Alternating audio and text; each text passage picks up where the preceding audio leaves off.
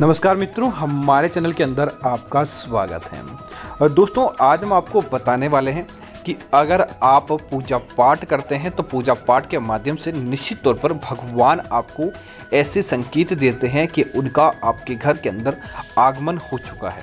इसी सिलसिले में कि अगर आप घर के मंदिर के अंदर ऐसे दिया जलने लगता है तो समझ जाइए कि आपके घर के अंदर भगवान की असीम कृपा है और भगवान की कृपा की वजह से आपके जीवन और घर परिवार के अंदर कल्याण होगा।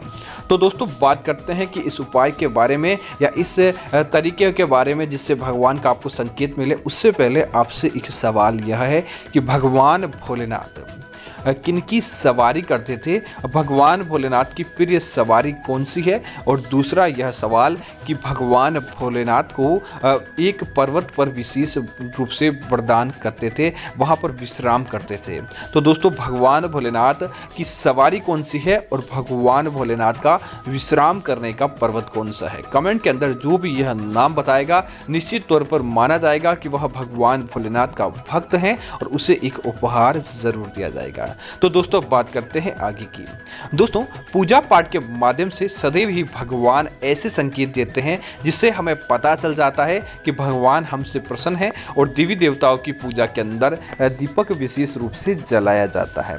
तो दोस्तों, बात करते हैं कि इस प्रकार का दीपक आपको दिखे तो समझ जाइए कि आपके घर के अंदर आपके भगवान प्रवेश कर चुके हैं। दोस्तों, सबसे पहले तो दीपक जलाने का कुछ नियम होता है कि दीपक आप जब भी जलाएं, आप संख्या के अंदर 5, 3, 7, 9, 11 इस प्रकार की संख्या के अंदर दीपक जलाएं। कभी भी ऐसी संख्या के अंदर जिसके अंदर 2 का भाग जाता हो, ऐसी संख्या के अंदर दीपक जलाना शुभ नहीं माना जाता है। दोस्तों, दूसरा इस बात का ध्यान रखिए, कभी भी लोहे के पात्र में दीपक नहीं जलाएं।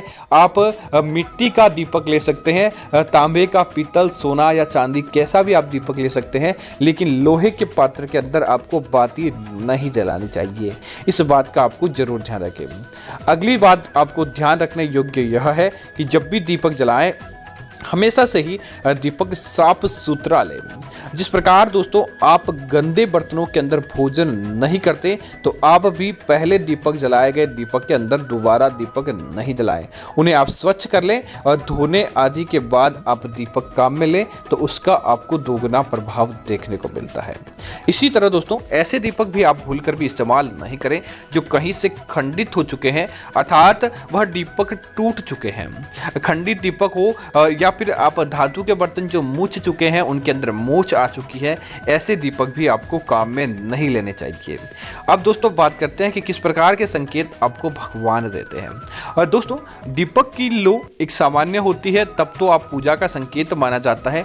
लेकिन दोस्तों, कई बार क्या होता है कि जब भी आप दीपक जलाते हैं उसकी लो आपकी उम्मीद से भी ज़्यादा समय तक जलती रहती है, या फिर दोस्तों लो आपको हद से ज़्यादा बड़ी दिखाई देती है। इसका मतलब है भगवान की कृपा आपके ऊपर है, जिसकी वजह से आपको ऐसे संकेत प्राप्त हो रहे हैं। दूसरा संकेत यह है कि दोस्तों, अगर आप भगवान भोलेनाथ की पूजा करने वाले होते हैं और आपको लो के अंदर त्रिशूल, ओम या फिर भगवान भोलेनाथ से जुड़ी किसी प्रकार की आकृति दिखाई देती है, या ज्योति की बाती आपको नाग की भांति प्रतीत होती है, त्रिशूल की भांति प्रतीत होती है, तो इसका मतलब है कि भगवान भोलेनाथ ने आपकी सुन ली है। इसी वजह से आपको भगवान भोलेनाथ ऐसा संकेत दे रहे हैं। इसी तरह दोस्तों, कई बार जो लो आप जलाते हैं, धूप दीप करते हैं, उसके अंदर देवी देवताओं का चित्र आदि दिखाई देता है। जिस प्रकार भगवान श्री कृष्ण का चित्र, मोर पंख या फिर किसी प्रकार का कोई मुकुट आदि दिखाई देता है, या फिर घोड़े पर सवार भगवान दिखाई देते हैं, तो इसका मतलब है आपके जीवन के अंदर देवी देवताओं की असीम कृपा हुई है। इसी वजह से ऐसा संकेत आपके जीवन के अंदर बन रहा है।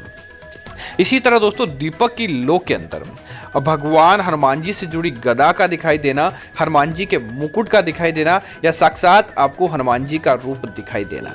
दोस्तों, कई बार ज्योतियों के अंदर ऐसा चमत्कार देखने को मिला है कि जो आप देखना चाहते हैं वह आपको उस दीपक की ज्योति के अंदर दिख जाता है। तो ऐसा भी संकेत आपके अंदर दिखाई दे तो इसका मतलब है भगवान ने आपकी सुन ली है और आपको निश्चित तौर पर उनका आभास आपके आसपास होने लगता है।